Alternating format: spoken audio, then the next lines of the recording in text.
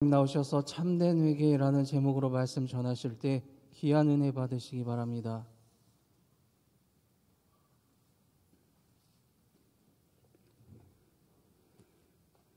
절기에 딱 맞는 찬양을 이렇게 은혜롭게 연주하는 엘피스 앙상블 같은 팀은 흔치 않습니다. 박수로 격려하겠습니다.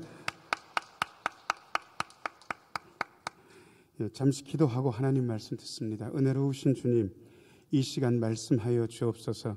말씀 들을 때에 주의 영이 우리의 심령 속에서 약동하게 하여 주옵소서. 전하는 종을 말씀의 도구로 삼으시고 주의 말씀이 손상되지 않고 아름답게 성도들의 심령 속으로 흐르게 하여 주옵소서. 예수님 이름으로 기도하옵나이다. 아멘. 오늘 2부 예배 나오신 모든 분들 하나님의 은혜 가득하기를 축복합니다. 잘 나오셨습니다. 늘 성경 읽으라고 합니다. 그리고 성경을 못 읽으면 마음속에 찜찜함도 있습니다. 그런데 성경을 뭐라고 생각하면서 읽느냐에 따라서 우리의 신앙의 색깔이 좀 달라질 수도 있습니다. 많은 분들이 성경을 좁게 대하는 이유는 성경을 개인적으로만 보기 때문에 그렇습니다. 내 문제를 해결하기 위해서 성경을 보고, 내 자녀를 위해서 성경을 보고, 그리고 나는 어떻게 될까 이런 생각 가지고 성경을 봅니다. 이게 기본적인 출발점이긴 하지만 이것만 가지고 성경 전체를 아우를 수는 없습니다. 왜냐 그러면 성경은 개인 이야기일 뿐더러 가정, 나라 이야기도 포함되어 있기 때문에 그렇습니다. 자, 저를 따라서 하세요. 성경은 개인, 가정, 나라 이야기입니다. 그래서 가정을 생각하면서 성경을 읽게 되면 많은 것들이 보입니다.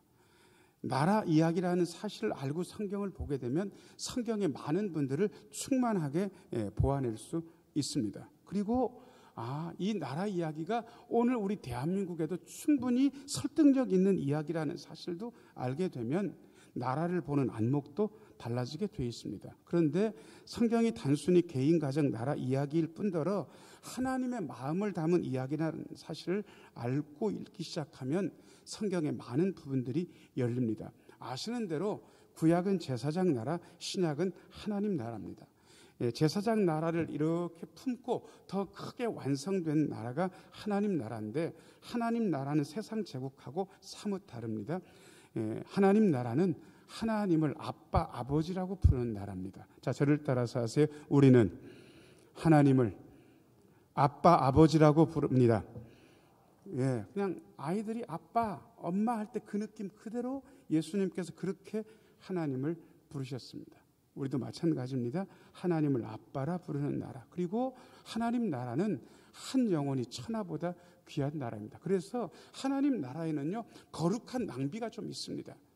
그리고 한 영혼을 구하기 위해서 많은 것들을 허비할 수 있습니다. 왜냐 그러면 그 한 영혼의 가치가 천하보다 귀하기 때문에 그렇습니다. 그리고 그 하나님 나라는 십자가로 완성되는 나라입니다. 그래서 십자가를 도외시하고 하나님 나라를 이야기할 수 없습니다. 그런데 그 하나님 나라를 예수님께서 처음 여신 것이 아니라 예수님보다 6개월 앞서서 이 하나님 나라를 소개한 분이 계십니다. 그분이 바로 세례 요한인데, 이 세례 요한의 외침은 지금 우리가 들어도 우리의 신앙에 굉장한 도움을 줄 수 있는 그러한 말씀이 들어있습니다. 오늘 제가 4가지로 설명드리려고 합니다. 첫 번째입니다. 같이 한번 읽겠습니다. 시작. 세례 요한의 하나님 나라 운동. 1절 읽겠습니다. 1절 같이 읽습니다. 시작. 그때에 세례 요한이 이르러 유대 광야에서 전파하여 말하되. 전략적으로는 유대 광야보다 사람 많이 모이는 예루살렘이 훨씬 낫습니다. 그런데 희한하게 역사상 일어났던 모든 개혁과 무브먼트라고 알려져 있는 위대한 운동들은 도시, 그 다음에 나라의 중심에서 일어나지 않습니다. 희한하게 모든 운동은 주변에서 일어나서 중심으로 들어가서 중심을 변혁시킵니다. 세례 요한의 하나님 나라 운동도 마찬가지입니다. 1절을 보시면 아시지만 유대 광야, 사람 별로 안 모이는 이 유대 광야에서 세례 요한이 하나님 나라를 선포합니다. 여러분, 지금도 위대한 운동을 서울에서 일어날 거다, 대도시 부산에서 일어날 거다 착각하시면 안 됩니다. 위대한 하나님 나라의 운동은 주변부터 일어날 겁니다. 어떻게 보면 우리 하나하나가 마음을 새롭게 한다면 서해안 끝자락에 있는 우리 대천에서 하나님 나라의 위대한 운동도 시작될 수 있습니다. 여러분, 마음을 새롭게 한다면 말입니다. 2절 읽겠습니다. 2절 같이 읽습니다. 시작. 회개하라, 천국이 가까이 왔느니라 하였으니. 여러분, 가까이 왔다라는 말씀의 뜻에 대해서는 제가 여러 번 말씀드렸습니다. 아빠, 나 터미널 가까이 왔어요. 역 가까이 왔어요. 우리는 이 말을 아직 오지 않았다로 느낍니다. 이게 우리에게는 딱 맞습니다. 그런데 유대인들은 그렇게 말하지 않습니다. 막 도착했으면 가까이 왔다라고 그렇게 이야기합니다. 천국이 가까이 왔다는 이야기는 천국이 아직 오지 않았다는 뜻이 아니고 천국이 막 도착했다 이 뜻입니다. 그러면 회개하라는 이 뜻이 자연스럽게 우리에게 스며들 수 있습니다. 천국이 막 도착했으니까 그 천국 하나님 나라에 걸맞게 네 생각을 새롭게 하고 너의 말을 새롭게 하고 너의 행실을 새롭게 하라는 뜻입니다. 회개는 굉장히 우리의 감정이 착색된 언어이기 때문에 회개라는 말을 우리는 안 좋겠습니다. 어떤 집사님 두 분이 싸워가지고요, 한 분은 욕을 신나게 해댔고 한 분은 욕이 입에 있지를 않았어요. 그러니까 욕은 못하고 한동안 욕 듣고 당했으니까 진짜 할 말이 없잖아요. 그런데 그 욕을 신나게 한 집사님이 획 뒤돌아서 가는 걸 보고 그 집사님 뒤통수에다 대고 뭐라고 이야기했냐 그러면 집사님 회개하세요 이렇게 얘기했대요. 여러분, 회개하세요. 너 잘못했다 이 뜻 아니겠습니까? 그러니까 이 말을 우리는 되게 기분 나쁘게 듣습니다. 그런데 회개는 원래 기분 나쁜 뜻이 하나도 안 들어가 있습니다.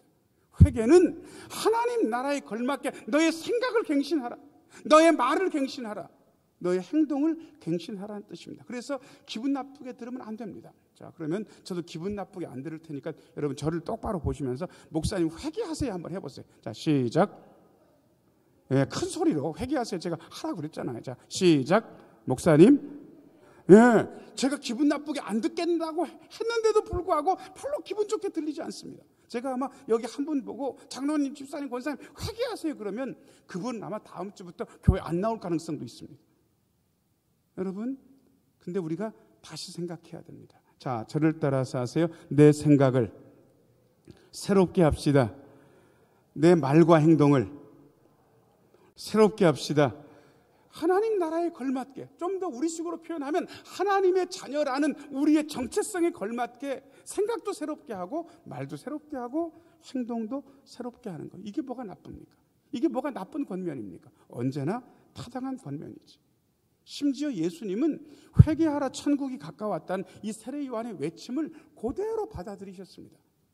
세례 요한의 가르침을 그대로 승계하신 게 예수님입니다. 심지어 예수님은 세례 요한 앞에 무릎을 꿇고 세례를 베풀어 달라고까지 이야기하셨습니다. 예수님께 이렇게 인정받은 사람들은 많지 않습니다.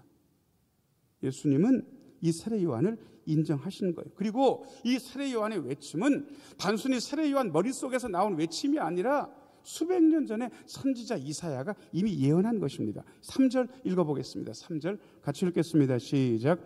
그는 선지자 이사야를 통하여 말씀하신 자라 일렀으되 광야에 외치는 자의 소리가 있어 이르되 너희는 주의 길을 준비하라 그가 오실 길을 곧게 하라 하였느니라. 예수님보다 앞서서 그의 길을 준비했던 분, 예수님이 편안하게 하나님 나라의 길을 틀 수 있도록 그 길을 곧게 한 분이 세례 요한이었고, 그리고 예수님은 인정하셨고 세례 요한의 가르침을 그대로 받아들이셨습니다. 이 세례 요한이 왜 훌륭한 분인지 4절을 보면 더 잘 알 수 있습니다. 4절 말씀 같이 한번 읽겠습니다. 시작. 이 요한은 낙타 털옷을 입고 허리에 가죽띠를 띠고 음식은 메뚜기와 석청이었더라. 여러분, 음식부터 말씀을 좀 드려볼게요. 아이고 메뚜기와 석청 먹었으니까 고급스럽게 자연식 했나 보다 이렇게 생각하시면 이때 당시의 삶에 대해서 일도 모르시는 겁니다. 이 메뚜기는요 진짜 빈민들이 먹을 게 없어서 먹는 거예요. 그리고 석청은 어쩌다 광야에서 조금 나면 당분은 요즘은 넘쳐나서 걱정이지만 예전에는 이 당분이 아주 중요하고 귀한 에너지원이었습니다. 그러니 이걸 먹었다는 이야기는 거친 음식을 마다하지 않았다는 뜻입니다. 낙타 털옷을 입고 허리에 가죽띠를 띄었다는 것은 자기가 입는 의복에 대해서 별로 신경 쓰지 않았다는 것입니다. 여러분, 어떤 분이 무서운 분인지 아세요? 철철이 옷 갈아입고 먹을 건 좋은 것을 먹어야 되겠다고 생각하는 분하고 먹는 음식과 입는 옷에 신경 안 쓰고 나는 어떤 것을 입어도 되고 어떤 것을 먹어도 된다고 생각하는 분 중에 어떤 분이 무서운 분 같으세요? 여러분,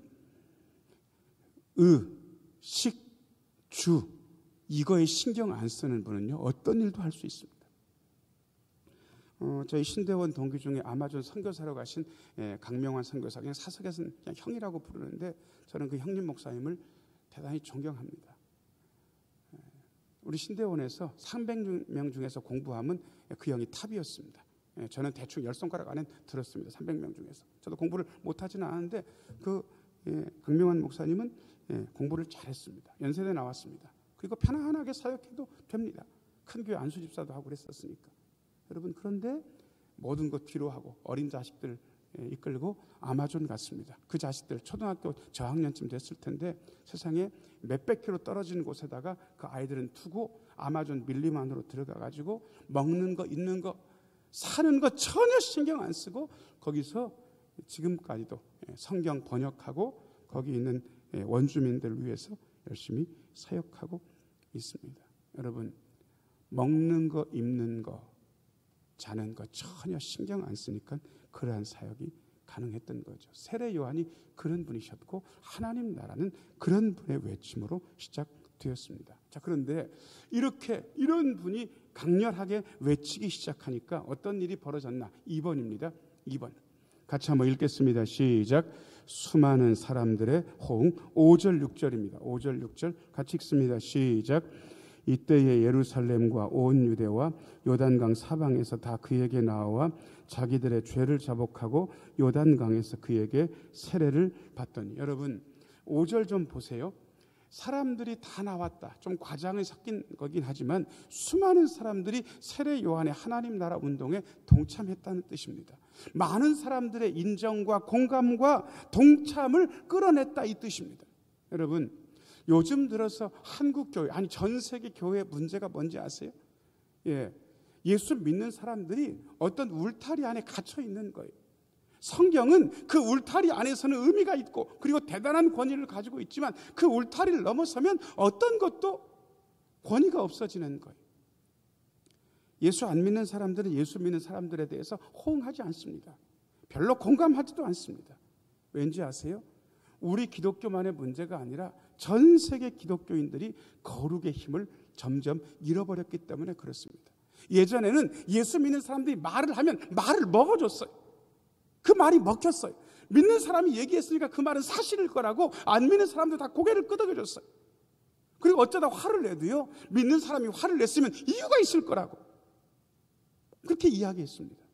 그런데 점점 시간이 흐르면서 요즘은 어떻게 됐는지 아세요? 믿는 사람들도 똑같아. 그러다가 요즘은 어떻게 하냐 그러면 믿는 것들이 더해. 여러분, 이런 평판을 얻기 시작하니까 우리에게 공감하지도 않고 호응하지도 않습니다. 여러분, 다시 한번 우리는 우리 자신을 돌아보면서 우리에게 있는 거룩의 힘, 우리에게 있는 용서의 힘, 우리에게 있는 새 생명의 힘에 대해서 자각하고 그것을 새롭게 펼칠 때가 이미 된 것입니다. 그런데 세례 요한의 하나님 나라 운동은 수많은 사람들의 호응을 이끌어냈습니다. 심지어 이런 일도 있었습니다. 6절입니다. 6절 한 번 더 같이 한번 읽겠습니다. 시작. 자기들의 죄를 자복하고 요단강에서 그에게 세례를 받더니. 여러분, 여기서 죄를 자복하는 게 그냥 고해성사하듯이 신부님 앞에서 천주교인들이 둘만 이렇게 되는 게 아닙니다. 사람들 앞에서 자신들의 죄를 자복했다는 게 공개적으로. 이거는 쉽지 않은 선택입니다. 저 사람이 나를 어떻게 볼까? 이건 전혀 신경 쓰지 않고 하나님 앞에서 죄인임을 인정하고 자신의 죄를 자복하는 일은 언제나 어려운 일입니다. 그런데 이 일이 있는 곳에서 언제나 하나님의 나라는 폭발적으로 성장했습니다. 평양 대부흥 운동이 이랬고 지금도요, 죄를 공개적으로 자백하는 공동체가 있다면 그 공동체는 어마어마한 공동체입니다. 여러분, 우리는 우리의 죄를 남이 알까봐 두려워합니다. 그리고 그렇게 죄를 남한테 들키고 나면 체면 깎였다고 생각하고 심지어 별 선택도 다 합니다. 그런데 여러분, 희한하게 죄를 고백하기 시작하면 똑같은 죄인이라는 사실을 알게 됩니다. 죄를 고백하는 공동체 안에서는 서로 정죄하지 않습니다. 자, 옆에 있는 분 얼굴 한번 보세요. 슬쩍 보세요. 보시기만 하고 저 좀 보세요. 옆에 있는 그분이 죄인인 건 아세요? 죄인이라는 말은 어떤 뜻인지 여러분들이 실질적으로 잘 몰라요. 연약하다, 부족하다, 구질구질하다, 냄새난다, 기타 등등. 이게 죄인입니다. 자, 목사를 한번 보세요. 여기서 설교하니까 뭐 의인인 것만 같습니까? 아니요. 저는 저의 연약함을 인정합니다. 저의 부족함을 인정합니다. 냄새나는 부분이 있다는 것도 인정할 수밖에 없습니다. 여러분, 그게 죄인입니다. 이걸 인정하고 죄를 자복하는 공동체, 이런 일들이 세례 요한의 외침을 통해서 일어났던 것입니다. 자, 그 다음에 세례 요한의 외침은 불같았습니다. 3번 같이 한번 읽겠습니다. 시작. 임박한 진노와 회개의 열매. 7절 말씀 읽겠습니다. 7절 화면 보면서 같이 읽으시죠. 시작. 요한이 많은 바리새인들과 사두개인들이 세례 베푸는 대로 오는 것을 보고 이르되 독사의 자식들아, 누가 너희를 가르쳐 임박한 진노를 피하라 하더냐. 여러분, 세상에 예수님 이전에 바리새인 사두개인들한테 이렇게 혹독하게 이야기한 사람은 없습니다. 독사의 자식들아. 여러분, 우리식으로 따지면 우리는 달리 표현할 겁니다. 우리는 나쁜 거 앞에다가 무슨 글자를 붙입니까? 돌 아니면 개입니다.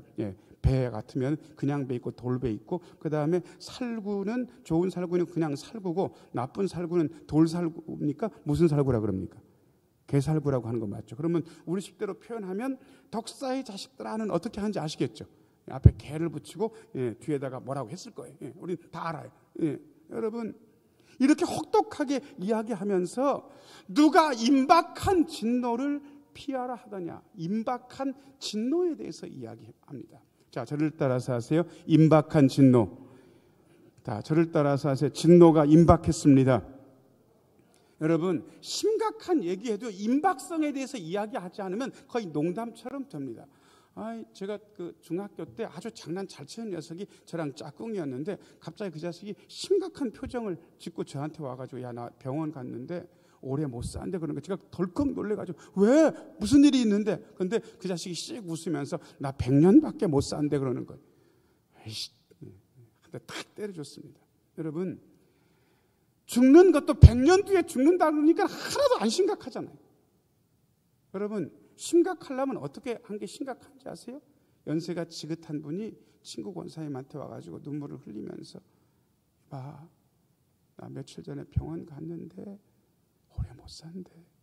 왜? 암이래. 길어야 2년이래. 짧으면 6개월 안에도 갈 수 있대. 여러분, 이쯤 되면 심각한 거예요. 여러분, 왜 심각합니까? 100년밖에 못 사는데 이거 하고 길어야 2년 남았다는 거하고 뭐가 다르냐고. 임박성 때문에 그래. 임박성. 세례 요한은 진노에 대해서 이야기하면서 그 임박성에 대해서 이야기하고 있는 거예요. 여러분, 여러분들은 종말이 임박했다고 느끼십니까? 어떤 분들은 그렇게 얘기하더라고요. 아이, 목사님, 예수님 온다 그랬는데 앞으로 대충 봐도 한 1000년이나 있다 오실 것 같다고. 여러분, 1000년 있다고 오신다 그러면 여러분이 겁을 내겠습니까? 100년 있다고 오신다고 해도 여러분이 겁을 내시겠냐고. 여러분, 임박한 진노. 세례 요한은 진노의 임박성에 대해서 이야기하고 있습니다. 그러면서 8절에 임박한 진노를 해결할 수 있는 유일한 방법에 대해서 이야기합니다. 8절 말씀. 8절 같이 한번 읽겠습니다. 시작. 그러므로 회개에 합당한 열매를 맺고. 여러분, 회개에 합당한 열매. 단순히 마음으로 생각이 바뀌고 말이 바뀌는 것만 가지고는 안 된다 이 뜻입니다. 회개에 합당한 열매는 삶의 방식까지 바뀌는 것을 이야기합니다. 자, 저를 따라서 하세요. 회개에 합당한 열매. 여러분, 회개에 합당한 열매. 야, 생각 바뀌었으니까 말을 새롭게 해야지. 말도 바뀌었으니까 행동도 새롭게 해야지. 행동을 새롭게 하니까 습관도 바꾸고 우리의 삶의 전체 인격도 바꾸고 우리의 삶이 바뀌어야지. 이게 열매입니다. 이 열매는 일조일석에 생겨나지 않습니다. 우리의 신앙생활은 공산품을 찍어내는 그러한 공장 같은 그러한 게 아닙니다. 우리의 신앙생활은 시간과 정성을 들여서 열매를 맺어가는 과정이 우리의 신앙생활입니다. 자, 저를 따라서 하세요. 회개에 합당한 열매. 여러분, 우리 하나님께서 우리에게 오셔서 임박한 진노를 세례 요한을 통해서 말씀하시면서 회개에 합당한 열매를 우리에게 물으실 겁니다. 그런데 이 회개에 합당한 열매를 맺으라고 한 그분들 속에 이 회개에 합당한 열매를 맺는 것을 방해하는 아주 큰 오해가 있었습니다. 9절 말씀. 9절 같이 한번 읽겠습니다. 시작. 속으로 아브라함이 우리 조상이라고 생각하지 말라. 내가 너희에게 이르노니 하나님이 능히 이 돌들로도 아브라함의 자손이 되게 하시리라. 여러분, 이 유대인들이요 희한한 생각에 쩔어 있었습니다. 그 쩐 생각은 뭐냐 그러면 우리 조상이 아브라함이야. 우리는 아브라함의 자손이야. 아브라함의 자손은 망하지 않아. 죽어도 망하지 않아. 여러분, 이 생각 때문에 이 사람들은요 자신의 삶의 방식을 바꾸지 않았습니다. 바꾸려고 생각도 안 했습니다. 그저 자기들은 잘하고 있다는 착각 속에 빠져서 그렇게 살았습니다. 여러분, 그렇게 잘하고 있다 우리는 괜찮다라는 생각이 사람들을 좀먹습니다. 갱신을 못하게 하는 겁니다. 여러분, 이게 큰 문제인데 세례 요한은 아주 단호하게 이야기합니다. 야, 이 돌들로도 하나님께서 아브라함의 자손을 만드셔. 그러니까 너희들 아브라함의 자손이라고 알량하게 생각하면서 삶의 갱신을 미루지 말라고 이야기합니다. 그러면서 임박한 진노를 아주 그림처럼 설명하는데 왜 세례 요한이 한 설교를 도끼 설교라고 하는지 10절 보면 알 수 있습니다. 10절 말씀 같이 한번 읽겠습니다. 시작. 이미 도끼가 나무 뿌리에 놓였으니 좋은 열매를 맺지 아니하는 나무마다 찍혀 불에 던져지리라. 여러분, 저는 도끼질을 많이 해보진 않았습니다. 그런데 잘하는 분 옆에서 보기도 했고요. 몇 번 휘둘러 본 적은 있습니다. 예전에도 나무 같은 거 벨 때 도끼를 탁 찍어가지고 먼저 금을 내놓습니다. 그리고 금 내놓은 거에다가 제대로 자세를 잡고 도끼질을 하면서 나무를 베어 넘기는데 여러분, 지금 세례 요한은 임박한 하나님의 진노에 대해서 뭐라고 이야기하고 있냐 그러면 도끼를 한번 딱 찍어놓고 나무에 이제 제대로 자세 잡고 찍는 바로 그 순간 도끼가 나무 뿌리에 놓여 있다라고 이야기합니다. 여러분, 이 임박성에 대해서 이야기하면서 좋은 열매를 다시 한번 강조하고 있습니다. 자, 저를 따라서 하세요. 좋은 열매, 좋은 삶의 열매, 새로운 생각을 가지고 사는 삶의 새로운 방식, 그것을 우리 하나님께서 세례 요한을 통해서 말씀하고 계십니다. 그러면서 그 진노를 피하기 위한 회개의 열매를 맺을 수 있는 큰 동력에 대해서 이야기합니다. 4번입니다. 4번 같이 읽습니다. 시작. 세례와 심판. 11절 말씀 화면 보면서 같이 읽습니다. 시작. 나는 너희로 회개하게 하기 위하여 물로 세례를 베풀거니와 내 뒤에 오시는 이는 나보다 능력이 많으시니 나는 그의 신을 들기도 감당하지 못하겠노라. 그는 성령과 불로 너희에게 세례를 베푸실 것이요. 요단강 주변 유대 광야에서 하나님의 말씀을 전하면서 세례 요한은 오는 사람들이 죄를 자복하는 모습을 보고 그 죄를 자복한 사람들에게 물로 세례를 베풀었습니다. 이 세례 사역은 예수님에게도 이어집니다. 그런데 세례 요한은 이렇게 이야기합니다. 내 뒤에 오시는 분이 있다. 그분은 나보다 능력이 많으신 분이라서 나는 그의 신발을 들기도 감당하지 못하겠다. 나는 물로 세례를 베풀 뿐이지만 내 뒤에 오시는 그분은 성령과 불로 너희에게 세례를 베푸실 것이다. 많은 분들이 성령 세례를 이야기하고 불 세례를 따로 이야기하지만 저는 간단하게 해결하는 방법을 알고 있습니다. 여러분, 성령과 불로라는 이 말은 헬라어를 그 다음에 히브리어를 조금만 공부해 보면 무엇과 무엇을 설명할 때 이렇게 쓰입니다. 성령과 불이란 말은 불같은 성령이란 말로 해석해도 충분합니다. 내 뒤에 오시는 분은 불같은 성령으로 세례를 베푸실 것이다. 자, 저를 따라서 하세요. 불같은 성령. 한 번만 더요. 불같은 성령. 불같은 성령이 우리의 마음속에 임하셔서 우리의 모든 죄악을 태우시고 우리의 삶을 갱신시키는 동력이 되십니다. 그러면서 세례 요한은 아주 어떻게 보면 엄정한 이분법을 이야기했습니다. 12절 말씀. 12절 화면 보면서 같이 읽겠습니다. 시작. 손에 키를 들고 자기의 타작 마당을 정하게 하사 알곡은 모아 곡간에 들이고 쭉정이는 꺼지지 않는 불에 태우시다. 여러분, 자녀들을 딱 두 종류로 그냥 갈라버립니다. 예, 여러분, 곡간에 들이는 자녀는 어떤 자녀? 알곡. 그 다음에 꺼지지 않는 불에 태우는 것은 뭡니까? 쭉정이. 여러분, 이 엄정한 이분법이 여러분 동의가 되세요? 알곡 아니면 쭉정이에요. 쭉정이 아니면 알곡인 거예요. 어중간한 건 없어요. 그러니 얼마나 불안합니까? 근데 희한한 것은 제가 이렇게 보니까 말입니다. 쭉정이는 자기가 쭉정이라는 생각을 죽어도 안 해요. 자기는 그냥 알곡이래요. 근데 알곡은 고민이 많아요. 자신의 삶을 정직하게 성찰하기 때문에 내가 알곡이 맞나? 내가 알곡이 맞나? 자꾸 그렇게 고민하는 거예요. 제가 하는 훌륭하게 목회를 하는 모든 목사님은 고민이 많아요. 정 목사, 내가 목회를 잘하는지 모르겠어. 내가 진짜 목사인지 나는 잘 모르겠어. 훌륭하게 하는 분들은 대부분 그렇게 고민을 가져요. 내가 진짜 장로인지 모르겠다고. 안수집사 권사 노릇을 제대로 하는지 모르겠다고. 그렇게 고민해요. 그런데 별로 잘하지도 못하고 제가 보기엔 훌륭하지도 않은 분들은 자기는 잘하고 있대. 나만큼만 하래. 여러분, 쭉정이가 뭔지 알곡이 뭔지 우리는 할 수 있을 것 같습니다. 그 마음을 본다면 말입니다. 자, 저를 따라서 하세요. 쭉정이 되지 말고 알곡 됩시다. 예, 여러분, 제가 우리 교우들의 면면을 다 알지는 못합니다. 그런데 고민하는 그 마음들을 제가 알고 있습니다.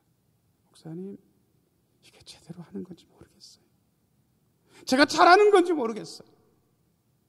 고민하시는 분들은 제가 인정해 드립니다. 그런데 목사님, 저 정도 하라고 그러세요? 이런 사람은 제가 별로 안 좋아하는데 다행스럽게 저는 우리 교회에서 그런 헛된 자만심을 가진 분들은 보지를 못했습니다. 사랑하는 여러분, 세례 요한이 하나님의 감동으로 이렇게 이야기합니다. 알곡은 곡간에 들이고 쭉정이는 꺼지지 않는 불에 태울 것이라고 말입니다. 사랑하는 여러분, 하나님의 나라가 우리의 삶에 이미 시작됐습니다. 우리는 하나님 나라에 걸맞는 합당한 행실로 그것을 열매로 하나님께 드려야 합니다. 우리 안에 계신 불같은 성령님께서 우리에게 힘을 주시고 이 아름다운 삶을 응원하실 것입니다. 한 주간도 믿음의 승리를 거두시는 우리 모두가 되기를 예수님의 이름으로 축원합니다. 기도하겠습니다. 은혜로우신 아버지 하나님, 하나님 나라가 우리의 삶에 이미 시작되었으니 하나님 나라에 걸맞는 합당한 행실을 열매로 하나님께 드리게 하여 주옵소서. 우리 안에 계신 불같은 성령님의 놀라우신 도움을 힘입게 하여 주옵소서. 그리하여 알곡의 삶을 살아내게 하여 주옵소서. 예수님 이름으로 기도하옵나이다. 아멘.